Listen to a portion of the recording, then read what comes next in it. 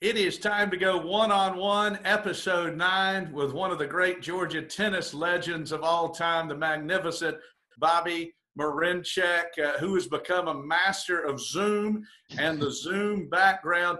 Bobby, it's great to see you, my friend. And we were actually together a couple of weeks ago. It is one of the captains of our tennis alumni.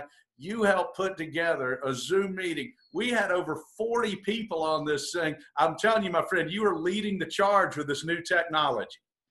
Everybody's got to be known for something, JD, and I guess if Zoom is my thing, then I'll go with it. But yeah, you're right. Over 40 tennis lettermen. We were really thrilled about the turnout. I didn't know you could get 40 of these old tennis guys together if you gave out free drinks at the Pine. But what we did, and I think everybody had an amazing time. They were texting afterwards saying, "When's the next one?" And shoot, it wouldn't have happened without you, bud. I mean, really, you did an amazing job as the moderator and keeping these animals in line. And when you say Zoom happy hour, I think it brings about everybody. Yeah, there was definitely a cocktail or two being had there. Well, Bobby, you've had an incredible life, so we'll kind of start where you are now, then go back to the beginning of your career at Georgia. But to say Bulldawg is in your blood and in your family's blood is an understatement. So just tell everybody about your wife, your family, her dad, a great Georgia Bulldog. So just let everybody know what's going on with the family Mariencheck. Yeah. So, right. Lived the life of Riley, right? 1987, when my dad and I headed down to Athens to watch the NCAAs. I had a feeling that I couldn't be Michael Pernfors in 85. I watched that on television, but in 87, when I saw, Philip Johnson and Trey Carter and some of my favorite Bulldogs out there, I said, man, and Stephen Enix, I said, man, that is something I can visualize myself doing. And boy, oh boy, all of a sudden, 30 years later, here we are, right? I mean, hard to believe, but yeah. And so after school, I played a little bit professionally for 3 years and wound up in the Triangle region of North Carolina. So I live in Raleigh and reconnected with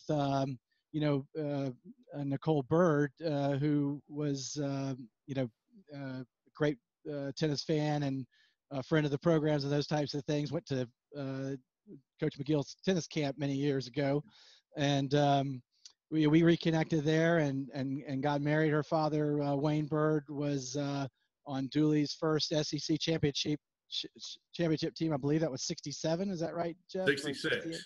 66. Excuse me. Yep. So he played offensive tackle there, and So fast forward, got a 14, a 12, and a 10-year-old. So it's like, you just blink your eyes and suddenly, your life is here. I'm, really love the Triangle area. I hate not being so, near you and near Athens, and coming down for games and for Letterman's weekends and various social events is something we really are excited about, look forward to. And my oldest son is playing tennis now, and it's like reliving it again. So it's really an amazing journey so far. And by the way, that's the 66 yearbook up there for the SEC champions over my right left shoulder there. Now, Bobby, when you got to Georgia, the first time you made All-American, it's a pretty amazing story. I'm telling you, John Daly's got nothing on you and Wade McGuire. John Daly, later that year at the PGA Championship, he was the first alternate to get in and win. And lo and behold, you and the Richmond Rifle, Wade McGuire, pre-cell phone, of course, you got your number called at the last second, and man, did you guys produce. It was a funny story. It was a sad ending to the team season, losing to Southern Cal in 91 in the finals, late at night that night, and Heartbreak Hotel, an amazing team. We only lost, I think, one match, the entire year. So certainly we were disappointed about not bringing home the team title that night. So the next morning, go to class and those types of things. And I think we had a golf tee time at Athens Country Club with the great Alan Miller for later that day. Fortunately, I had my clubs and my shoes at my apartment. Otherwise, we would never have made it, because I had 2 notes on my door saying, do not pass go, do not collect $200, and come to the courts with your tennis racket and shoes right away. Yeah, that's right. It's pre-cell phone. And put 10 messages on my voice and on my machine, the old answering machines and those types of things. So we rushed over. A team had gotten injured or pulled out, and the rest, they say, is history. We made a tremendous run to the semifinals that year, and Wade's shoulders must have been hurting so bad after those matches. I mean, he carried me so far. It was amazing. He played great tennis, that big serve and that huge forehand. It was a sight to behold. Well, we were always, in those days when there weren't any off days in the team competition, we were always at a bit of a disadvantage because we would play late because of the crowd. So in the semifinals, we're getting done usually at around 10, maybe midnight, maybe later. More on that in a second.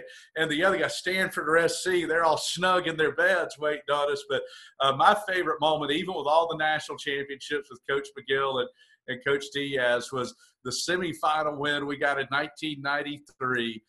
In those days, you played 6 singles and 3 doubles. We're down 4-2. It rained like crazy. We all went down to Sons of Italy and Steve Areno's to refresh, and the thing finished indoors. We swept the doubles.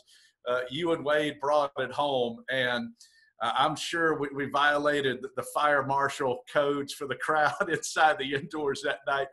It was deafening. That to me, I'm sure it ranks up at the top for you. That's my number one Georgia tennis memory. I'll never forget. People that weren't really tennis fans were in that indoor building that night, and I've never, my ears hurt so bad. It was just deafening inside there. And I'll never forget in the third set, a huge moment. We played this sort of long point. A lob went over our head. Wade and I both chasing it back to the baseline. It was just a little bit out, so we both make a pretty loud audible out call. Yeah, exactly. And the crowd on that side is standing up because they're trying to see, if the ball was going to be in or out. And it was almost the point, maybe the point before match point or something like that. And there was just like this huge eruption. And I see Brian Bohannon, Eric Zier, and a couple other football guys, if I don't recall right, and they're just high-fiving, and I mean it's like a mosh pit back behind the court, So it was a moment I'll never forget, just from a standpoint of, just when you think that, your sport, they don't, no one cares about or whatever. I mean, it was alive that night, as you recall, and one side was yelling Georgia, the other side was yelling Bulldogs, and that was something I'll never forget. And as long as I live, that was a pinnacle moment. Yeah. Yeah, I remember UCLA. One of your opponents was serving at one point. My old roommate Jimmy Metcalf, he was sauced too. Starts yelling "choke, Bruin, choke" before he started. Like, you can't do that, man. You can't do that, man. But Bobby, we talk about this so much. The Georgia tennis family is unlike any other, and even going back to the Zoom that you put together. We had Letterman from the 50s, 60s, 70s, 80s, 90s, zeros, and the 10s. I feel like I'm a pop radio station, greatest hits of the 80s, 90s, and today, man. We had it all covered. We've had 2 head coaches since 1953, and they're the 2 greatest. The camaraderie that has created is unlike any school, any sport, anywhere. We had Ricky Diaz calling in from Colombia, the country, like, that says a lot. But no, you're right, and there's a brotherhood there that is really not matched from a fraternity standpoint in the sport, in college tennis, and it all has to do with 2 men, Coach Magill and Coach Diaz, who both have been father figures to me in my life, and something that I'll always just look around and say, I can't believe I'm a small part of this, right? And Coach Jamie Hunt, who's doing a great job as associate head coach, called me right after the Zoom was over with and said, "Hey man, thanks for all you've done to put this together. And it's like you've taken on this like second job." And I was like, job? I was like, if that's a job, that's the easiest job I ever had, because what a what a labor of love just to see everybody. You had John Isner, Michael Pernfors, Matthias Boker, the great Wade McGuire, and the names and faces go on and on. Is really quite amazing. Two legends who couldn't join us, the great Alan Miller, who's a little technically challenged, but he said the great Javier Garapis told him, he goes, Alan, you don't have a camera on your computer. It's not going to work. And then the one and only Al Parker, who said, I've never heard of Zoom. I think my secretary has. So now, that being said, Bobby, you guys, all the girls were chasing after you guys. I remember it back in college. We were in school at the same time. But, Al, let's talk about the all-victorious valedictorian for a moment. It was another level there. Was there not a procession of 10s lining up to get on court one? I believe there was. I would sort of, like everybody, I think everybody knows about that part of it. But I think what people don't know about is on the road, like that year. And like we showed up to Ole Miss. We showed up to Mississippi State and Starkville. We showed up to Florida and Gainesville, and it was like traveling with the Beatles in a way. I mean, everybody knew who Al was, and whether you wanted to be the man or beat the man, you were there. And we drew big crowds on the road, and a lot of it was to see court number one and the magic and the long blonde hair flowing. It was like it was something to behold. But just being a part of it and being around it, I felt like Ringo. It's like you don't necessarily, well, in my life, like, I didn't want to be Bono, but I'd love to be the drummer for you two, because you can sort of hang around the band and still, and see everything that kind of goes on. But for somebody like that, you can't go outside. People are all over you, getting autographs or whatever. But no, that was a fun year. And we had number one ITF junior on the team. He played 3. The guy who got to the finals NCAAs that year played 2. So that was a pretty amazing squad. Well, and you and Wade were one of the best doubles teams that we've ever had, and Wade's certainly one of the best players, just like you, that we've ever had. What are some of your favorite stories of the Richmond Rifle and some of your favorite memories? God, just when I came to school, I think I'd probably lived a little bit of a sheltered life, maybe. And Wade had already been to Lander, which at the time was a junior college in South Carolina. And he came to Georgia as a junior, and he was coming off a pretty serious knee injury. And Wade had seen some stuff, just in his life. And I think coming in, he just brought a maturity and an emotional intelligence that put a freshman like me, on his back and just said, hey, follow me, kid, and we can go a long way. And I just remembered the work ethic. I mean, he was relentless. I mean, 6 a.m.s workouts, he was the first one there. He was always first in sprints, always first in the weight room, and testing out on bench and everything else. And the off the court stuff was just sick. He was the best athlete I had seen playing tennis, in my life. And so it really just raised the bar for everybody else. When he's repping out, 225 on the bench, you're kind of going, man, I've got some work to do. And it just showed everybody how far you were away from playing big time elite tennis, which is what he was capable of, and which he certainly did. Yeah, and you guys are you're 1 and Wade's 2 years ahead of me. And you talk about that. When I played in high school, I was afraid to go in the weight room because I'm like, I probably couldn't even bench 100 pounds back then. I weighed 155. So yeah, when you see an athlete like that who could have played basketball, baseball, or something, that really does take it up a notch. It does, and again, it challenges everyone else on the team to say this is what good looks like, and lead by example. And that's really where he excelled, more than anything. And then in '93 when he was the captain, we just absolutely were the quintessential junkyard dogs. We had a group of blue collar guys. There were no glamour boys on that team. It was everyone really pulled their weight. Mike Sells freshman year, Nero Patel was there. We just had a group of guys who really, really enjoyed the grind and the sweat of the work. And practice was amazing. And I never seen a group commit to a practice like this group had, and making it all the way to the finals again, bittersweet from a standpoint that we lost to SC in another heartbreaker 2 a.m. kind of match. But Wade, in those days, again, senior captain was just sensational. I mean, he took us into LSU where it was just impossible to win. They had fans back in the day, throwing beer on Coach Diaz. I mean, it was out of control, in some places. And it was like Wade just shook his head and said, "Not today, boys." And everyone just followed, no fear, right? Just followed that lead, and everybody just picked it up from there. It was great to witness, and could apply a lot of those lessons to life today, quite frankly, and the leadership and some of the things that we're going through today with COVID-19. And when you talk about that leadership, I think tennis is another example. On the face of it, on the surface, yeah, it is an individual sport, but collegiate team tennis, I think a couple of things. Number one, if a match is, say, nowadays 2-all, and it's the first 1-4, and you got 3 matches that are in the third set, I think it's as good a drama as anything that you'll find.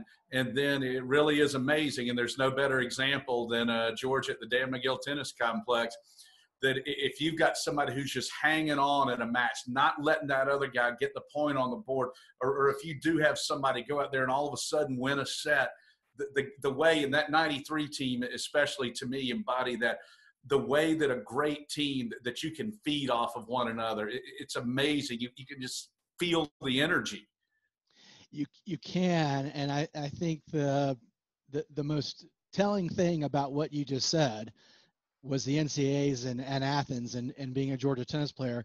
But when you talk to the people that we played against, and I run into them in various things, because my son's involved in tennis, and I run into other players and people that played in Athens in the NCAAs, every one of them to a man says, "Man, it should be in Athens every single year," because it brought out the best tennis in me. Not only did it bring out, all kind of different emotions and things that we got closer together as a team, but I had to play better tennis because I knew that, there was this, other man on the court, the crowd, that was pushing me to do so. So people got their best game out of the environment. And that's what this is about. Like, you're sort of trying to push yourself. And, my worry is that we take it to these sterile environments that are out there. Nothing against Orlando, great city, fine place to visit and fine place to go. But, not on a college campus, not Athens, and, not built the network of support that the Georgia people in Atlanta, and by the way, the city of Athens, have done just an amazing job over, decades and decades. So, we got a winning formula. Let's grow the college tennis game, and I think everyone's going to be really excited about what can happen now, particularly with the new facility. No, I agree with you. And I think to any athlete would tell you, I'd rather have a bunch of people cheering against me than go in a sterile environment. That's a no-brainer there. Bobby, I know for you now, with 3 kids, Wade's got 4 kids, your teammates and your fellow lettermen having families. I know how proud Coach Magill was seeing that, how proud Coach Diaz is seeing that. So for you guys, as the time goes by with this great camaraderie, that has to be a great sense of satisfaction, just seeing the men that you've become and what you've accomplished. Yeah, and I think, again, coming back to Athens and living in Raleigh and having my son, be able to walk on those same courts and actually attend the camp. He went to Coach Diaz's camp 2 years ago, and to be able to send him video, like I send him video of his serve. Like the other day, I said, "Hey, what do you see here?" And of course, Coach Diaz is great. He gets right back to me and says, "Hey, get a little more knee bend, get a little more arm, whatever." And those are just the little things that, bring everybody together. And it would be the same for any player. It doesn't matter if you were All-American or you just played, right? Or just lettered, whatever it is, right? So those things are the ties that bind. And yeah, my only regret is that the kids were not old enough to remember Coach Magill. They were born, but they just weren't old enough to get to know the man that you and I knew and loved so much. Yeah, that would be my only regret. Bobby, kind of one last thing here. Old man Levy's going to get yelling at me if I go too long here. But for you, if you just could kind of tell everyone, because you've got a great sense of everything that's going on, the business that you're in. Again, you're doing what, 3, 4, 5 of these Zoom calls a day, and so just kind of catch everybody up. Yeah, healthcare has been a thing that I've been passionate about, involved in, and again, want to use this platform as just a shout out to all the first responders that we have out there, the real heroes of the world. We're talking about all Americans, and we use the word legend, like it's, just kind of easy go, easy come. I got a brother who's a physician at, Wake Forest Baptist in Winston-Salem, and he's pulmonary crit care. And, God bless all the people, nurses and doctors that are, watching out for us, because basically, in my business, we're actually staffing some of these hospitals, a company called CHG Healthcare, Weatherby Healthcare, and we're basically looking for emergency room physicians, clinical physicians, nurses, pulmonary group guys that can help out in these hotspots. And they're going into basically these war zones across the U.S., including New York City, and putting it all on the line. PPE or no PPE, they found a calling to help those who were have been affected by this awful pandemic. And I just salute them. I really just I play such a small role in the success of others. And that's so healthcare has been my game, traveling around to different hospitals and different facilities, and seeing what I've seen with what we've been going through with this pandemic. And really have such a deep respect for what they do every day. Bobby, thank you for all you do. Appreciate you taking the time. You are definitely an all-time Georgia great, and what you do to continue to carry that Georgia torch. It's something that we're all very grateful for, and we're all very proud of for you, my friend. And you've also got great game going with the digital background going back there. You were high tech. JD, if I couldn't have been a pro tennis player, I wanted to be you when I grew up. I can't believe they didn't name Harry Bissett's after you. Like, what happened with that? I was talking to some of the people that owned that place in the 90s. They said they were going to name that bar after you. I don't know what happened. A dubious honor indeed. Bobby, thank you so much for taking the time, my friend. Let's do this again soon, okay? You're a great man, a great American, and most importantly, a great Bulldog, buddy. Back at you, my friend, the one and only, a great American, a great man, and a great Georgia Bulldog. Bobby Mariencheck in the seat, going one-on-one right here for Bulldog Illustrated.